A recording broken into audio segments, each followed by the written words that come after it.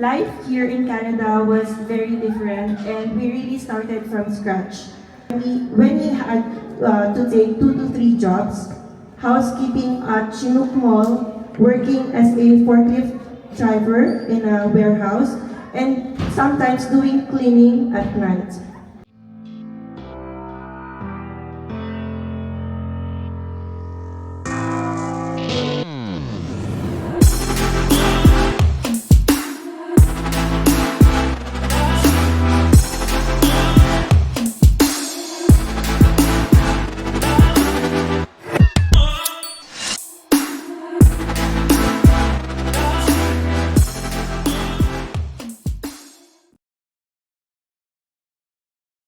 Hi guys! Welcome back to our channel. Today ay dumayo tayo. After nila kami sunduin at kidnapin. Dito tayo sa bahay ni Maring Sam, si Sis Ronette, at saka si Bianca. Hello naman dyan. Hello. Naguhugas ng plato. Yan, pero kasi may papaitan na niluto sila Maring Sam at Nakain na Sis ako. Ronette. Late na birthday nila si J kasi. At humabol si Alwin. Yes, sir. Parang maaga natapos yung work dahil nakaamoy ng food. Charot. Tapos ito ang masarap. Pabilo-bilo din ni Maring Ronette. Ayan sarap.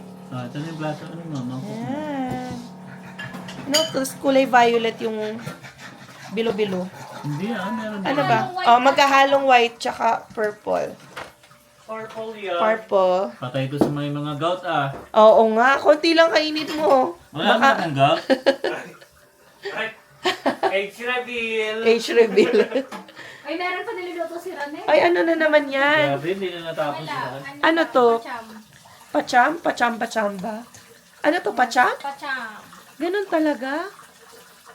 Mga parang kakanin. Yes. Oh. Purple rice. Purple rice. Yung ube nga sa gilid, Tapos saan mo lalagay yung coconut milk? Dito. Secret. Lait, may coco. Sa'yo. Pati ba yung coco naglalait? O, ano masasabi mo? Parang ang dami na nang nakakamiss sa'yo Kamusta ka na ngayon? Eto, pula pa rin ang hasa. Isda yan. Mahasan pa rin. Ayan. So, habang kinakain ni Alwin ng papaitan Mamaya ako dito. magbilo-bilo. Kami bilo-bilo na kasi nauna kami Kumain na kasi dito. sila ng papaitan. Yeah. So, humabol lang si Alwin ngayon. So, kami na dito ang dessert na agad. Wala. Masarap na itong mainit-init yung usok. Ayan. Tapos, andito pala yung doggy nila Sam, si Chini. Hi, Chini! Oh. Tapos, yung dog naman ni Bianca. Ay, tumakbo. Si Rogo. Camera shy, be! Ayan. So, kain muna tayo, Ito naman guys. yung, kambal ni Rugo. Loko-loko. Oh, ayan, Tayo sa Sakto sa malamig na weather. Ano, dami niyo siya, no? Mamaya pa. Mamaya. Mga Ay, paano yan, 6 Mara? or 7. Yung butihing Hindi, si Robo lang partner ni Bianca ay nagvo-volunteer pa. Yung mga Nagvolunteer. volunteer works dito sa Calgary. Oo. Namimigay ng mga something or food sa homeless, tama, no? Iba. Follow nyo naman, Be The Change. O, be the change Be the daw. At mag-volunteer na rin kayo. mag-support. Ayan. Paano ba Donations. mag-support sa Be the Change? Punta lang kayo sa, wow, Jollibee. alam yung website. Search nyo na lang, Be The Change YYC. Alright. Ayan na. Hopefully, makasama din tayo minsan sa volunteer works ni Yes. Maring Alright. Shelo. Lalo na, spring na. So, pwede na talaga. Pwede na. Ay, nagdodonate pala kami doon, nagbibigay kami pag... Ano ba? Hindi, Food hindi or lagi. damit? Snacks. Snacks. Nung etong winter, last October, I think nagbigay kami ng mga winter, Oh. coats, ganon. Tapos, before that, nagbigay kami ng mga snacks. Alam Iba. mo yung sa Costco kasi, di ba, malakihan. So, Oo. yung fruit snack, Oo. tapos yung mga granola bars, Ay. mga ganon. nung nakita ko yung isa, ba't parang Bawas. jacket niya? Mali mo yun yung jacket namin dati. Oo, madami. Isang plastic talaga. Oo, kung gusto Kasi- niyo mag-donate guys, kasi syempre yung mga homeless nilalamig din Oo. yan. So kung meron kayong hindi na Saka ginagamit, mababait sila. diba, ipamigay na rin. Alam ko mo yun, dapat unang nila binibili. And, Oh, 10. Para may ano sila, tirahan. O, kain na, Mare. Kain na! Yan. Ay, advertise ko yung book ko. Oh, yun nga pala. Tumutubo na yung hair niya. So, nagpa-hair transplant nga pala si Maring Sam sa Ontario. Magawa sa pera eh. Ay, di ba? At least effective, 5,000 din yan. $5,000, guys. O, di ba? Ha? Masakit. Uy, dapat pag i-refer mo sila, meron kang discount. Oh, sinabi ko na nga. Oo, sige, i-refer mo. Ano na ba ang pangalan?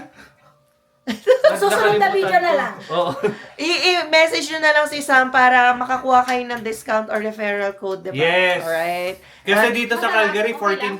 Hindi ko kaya yung 14,000. Oh, kapag ano na, alam niyo naman, kumikipis na ang inyong... Pag mga stress na sa kakaantay ng PGW.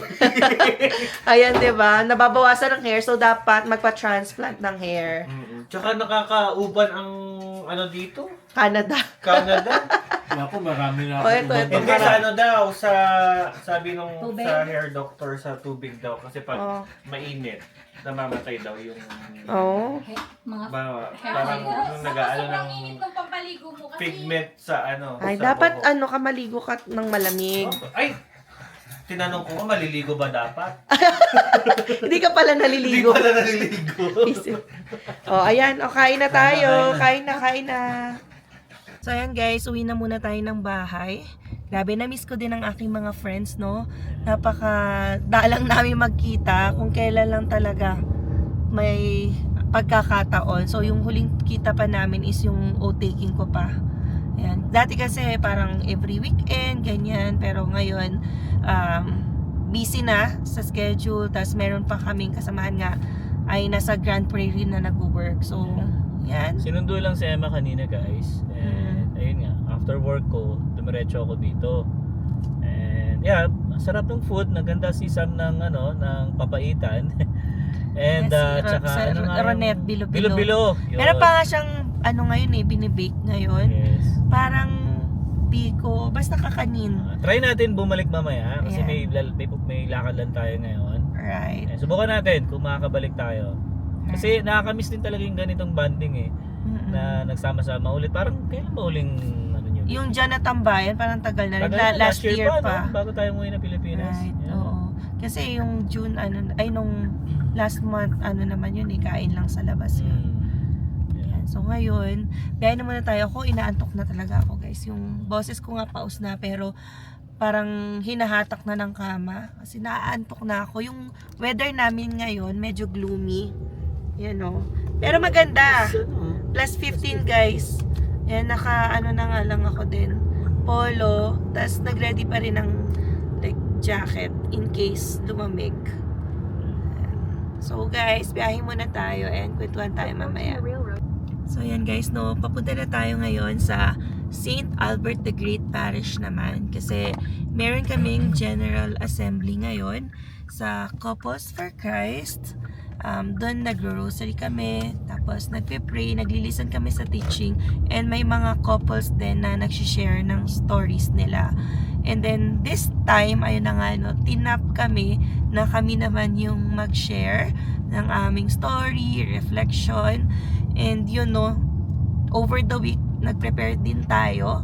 Parang nahihiya nga rin ako eh. Parang hirap. Hindi kasi ako talaga personally, hindi talaga ako ganun kasing tao. And feel ko kasi parang hilaw pa kami, pero naniniwala kasi syempre yung brothers and sisters namin na we have a story to tell, a story to share sa mga fellow brothers and sisters namin na somehow kakapulutan ng aral or ma-inspire sila or makakita sila ng like after struggles, pwede pa lang maging success, 'di ba? As long as nagpe-pray ka, kumakapit ka rin kay Lord. Yeah, and isa rin kasi guys, kumbaga alam din nila kasi yung story namin. So, Yeah. Subscribers din natin sila. Yes, may mga brothers Kaya- and sisters din tayo na nanonood. Yeah. Kaya sabi, uy, share nyo naman yung story nyo dito. Kasi may nanonood, merong hindi rin. So, para din, di ba, sa kaalaman ng mga fellow brothers and sisters namin, i-share din daw namin yung story namin. Kaya yon, may prepare kaming script. Share namin yung like pinagdaanan naming buhay dito sa Canada.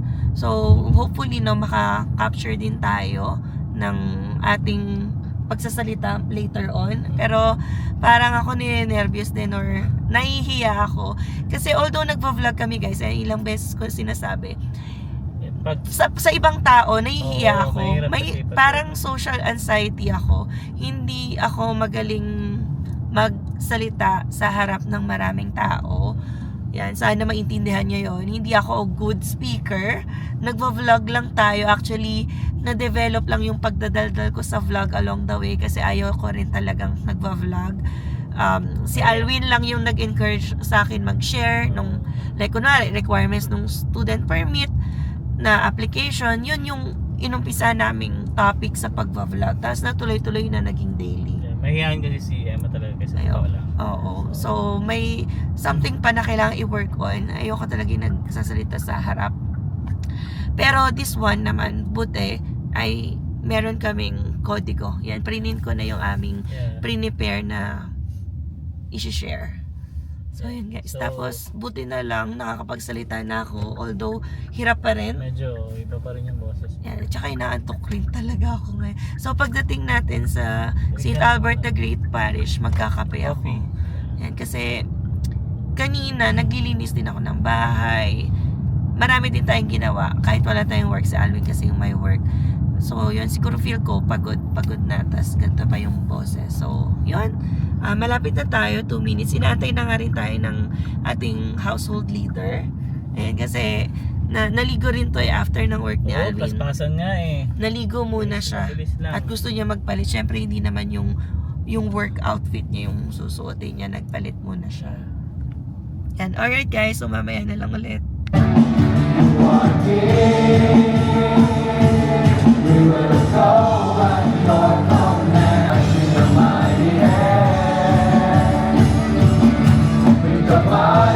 Knowing the community, it reflects their personal First share, relationship with the guys. Lord. So kami Right? ang And lima. that goes to all. Right? The credit Bigyan always natin. goes to our Lord, Jesus Christ. So let me call on Brother Michael and Sis Grace Rosario.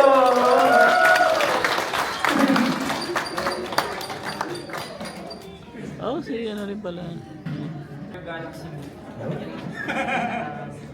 Afternoon, brothers and sisters. This is the Mario. Can you hear us? Yes. Yes, but I'm known as Bro Kel. And this is my wife, Sis Grace. And we would like to share how Jesus Christ has been victorious in our life. I don't know how many couples already in community. Right? So, that's a good thing that all the gift that God is giving us is not really for our own sake. It's really for His glory. There's always a way. Right? So, and they are blessed. They are so blessed, and I'm so proud to, not proud, but I'm so glad to see them grow and help the community. Right? So, let me call on our next sharer, Bro Alwi and Sis Emma Aprado. Welcome to my Do you have a tagline?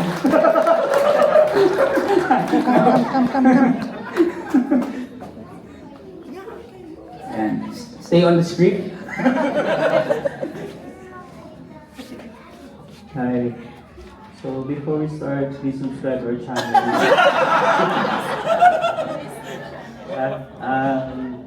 Alvin and Emma. Yeah, so good evening, brothers and sisters. I am Alvin, and this is my wife. And this is our lovely son. Here's This is our son. What's your name? Sushan. So, he's Okay, so we are truly grateful and humbled to be here today to share our story with you all, with all of you. We came to Canada in September 2022. It was a big step of faith for us because we chose to leave behind our life in the Philippines to start a new life here as a family. At that time, our son, Zion, was only 1 year old. We came here to dreams of building a better future for our family, and dreams of growing not just financially, but also as a couple and as a family. But at the same time, we knew that journey would not be easy. when we first arrived, reality hit us quickly. Life here in Canada was very different and we really started from scratch. We rented a small apartment at first, but because of the rising cost of rent, we eventually had to move into a basement just to manage our expenses. We bought a second-hand car and then I had to commute to school. We learned how to stretch every dollar, buying from thrift stores, budgeting carefully, and adjusting to a completely new environment far from home. At the time, I was an international student and Alvin was on an open work permit. He was the main provider for our family and I saw how hard he worked. There was even a time when he had to take 2 to 3 jobs, housekeeping at Chinook Mall, working as a forklift driver in a warehouse, and sometimes doing cleaning at night. It was physically exhausting indeed, and we barely had time together as a family. At the same time, I also tried to help. I applied for a job at Nordstrom as a fulfillment associate, the one that gets the order for online things. So I still remember going to the interview with Zion beside me in a stroller. I didn't know what would happen, but I trusted God, and by His grace, I got the job. Aside from working and studying, I was also trying to pursue my dream of becoming a lawyer here in Canada. I started challenging the exams, but it was not easy. The cost was high, and the time required was demanding, and I was also taking care of our young son. There were many nights I studied while everyone was asleep, and days I felt physically tired and emotionally drained. But in those quiet moments, I would pray and ask God for strength, even if it was just enough for that day. There were also moments I silently cried, asking God if we made the right decision to come here to Canada. Everything felt uncertain, and sometimes it felt like we were just trying to survive each day. But even in those moments of doubt, there was a small voice reminding us to keep going, to keep trusting, and to hold on to Him. As a mother, it was also difficult seeing our son grow up while we were both so busy trying to make ends meet.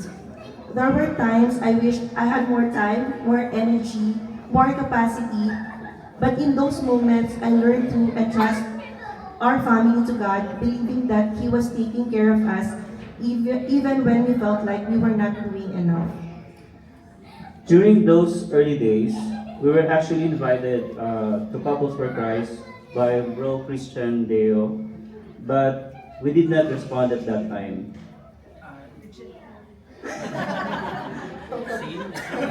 Life was too busy and we felt we couldn't commit.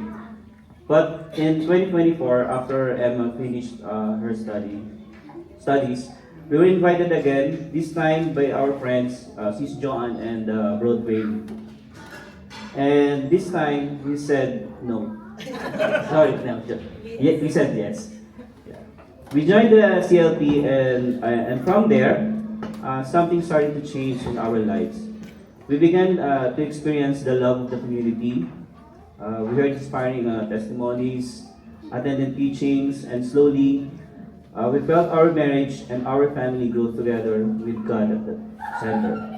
We're also very thankful for our household leaders, Bro Prince and Cisaren, who continuously guided us, prayed for us, and journeyed with us.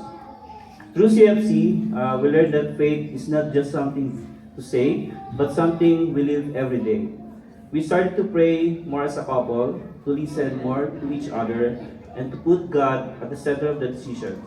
Little by little, we saw how God was transforming our hearts and our family. Just when we thought things were getting better, we were faced with one of the most difficult moments in our life. In December 2024, we received the news that Alvin's work permit was rejected. At that moment, it felt like everything collapsed. It was not just about the job. it was about our security, our plans, and our future. At the same time, I was also struggling in my work. I was dealing with stress, anxiety, and emotional exhaustion. There were moments I felt so overwhelmed that I didn't know how to move forward. That season tested not just our situation, but our faith. We asked God many questions. Why is this happening? What are we supposed to do next? But in the middle of those questions, we slowly learned that faith is not about having all the answers. It is about trusting God even when we don't understand. But during that time, our Couples for Christ family did not leave us.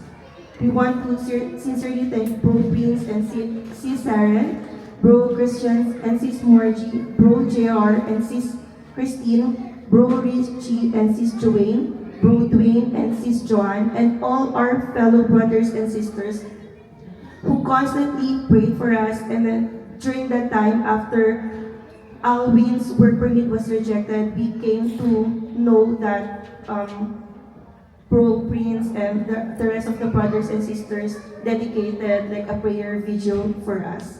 So because of your prayers, we felt that God's presence even in our darkest moments. During that time, we held on to prayer, and by God's grace, after just 1 month, my work permit was approved. We were expecting it to take much longer, but it came earlier than expected.